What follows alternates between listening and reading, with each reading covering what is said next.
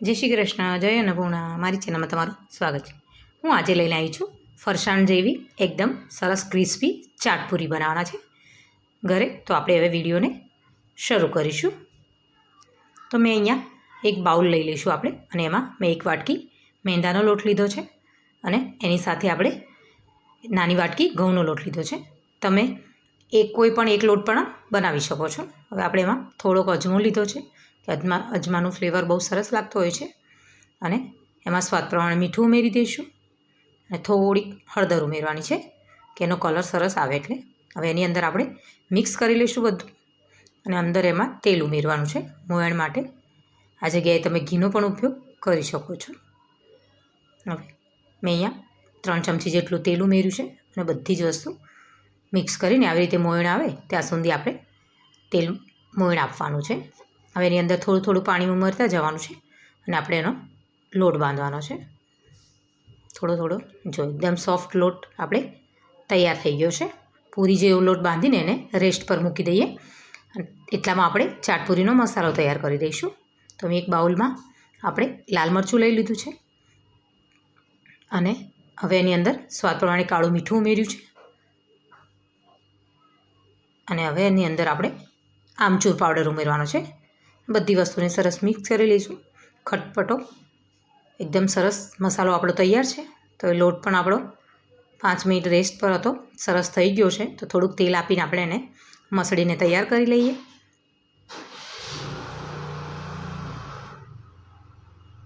તો હવે એના એકદમ ગુંડલા સરસ તૈયાર કરી લેવાના છે.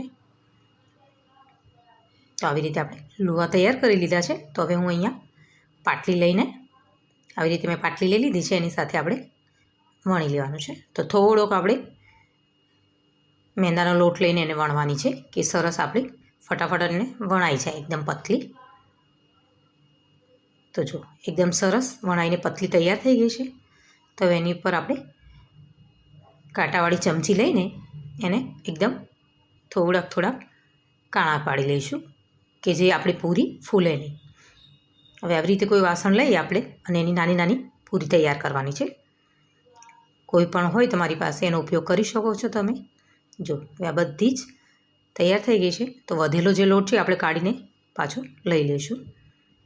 હવે આને આપણે એક ડીશમાં કાઢી લઈએ.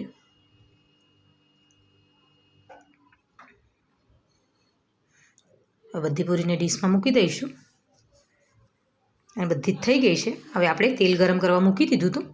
તો જો આપણું તેલ પણ ગરમ થઈ જ ગયેલું છે.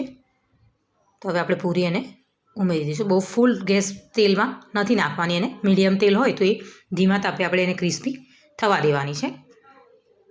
તો હવે આપણે એને ફેરવશું કે ધીમા તાપે આપણી પૂરી એકદમ સરસ ક્રિસ્પી તૈયાર થાય. કે ફરસાણ હંમેશા ધીમા તાપે તેલ હોય, બહુ ગરમ તેલમાં નાખીશું તે ઉપર તો ગરમ થઈ જશે અને બળી જશે, પણ અંદરથી ક્રિસ્પી નહીં થાય. એટલે જો સરસ એકદમ ક્રિસ્પી તૈયાર થઈ ગઈ છે. હવે આપણે એને એક ડીશમાં કાઢી લઈશું, અને આવી જ રીતે આપણે બીજી પૂરી પણ તૈયાર કરી લઈશું. જો આવી રીતે બીજી પૂરી થઈ જાય છે તૈયાર, ત્યાં સુધીમાં આપણે જે મસાલો તૈયાર કરેલો છે એ મસાલો આપણે આ પૂરી પર છાંટી દેવાનો છે. કે જે તેલવાળી પૂરી હોય ત્યારે જ એ મસાલો છાંટવામાં આવે છે, કે એકદમ મસાલો એની પર છંટાઈ જાય બરાબર. જો સૂકી પૂરી થઈ જશે ને આપણે છાંટશું મસાલો, તો મસાલો એની પર ચોંટશે નહીં. જો એકદમ સરસ થઈ ગઈ છે તૈયાર. તો આવી જ રીતે આપણે બીજી પૂરી પણ તૈયાર કરી લઈએ. તો જો બધી જ પૂરી આપણી સરસ તૈયાર થઈ ગઈ છે. એકદમ સરસ જોઈ શકો છો આપણી પૂરી ક્રિસ્પી તૈયાર છે ચાટપુરી. તો જો તમને મારો વિડીયો પસંદ આવ્યો તો લાઇક કરો, શેર કરો, અને કમેન્ટ કરવાનું ભૂલતા નહીં. જય અન્નપૂર્ણા.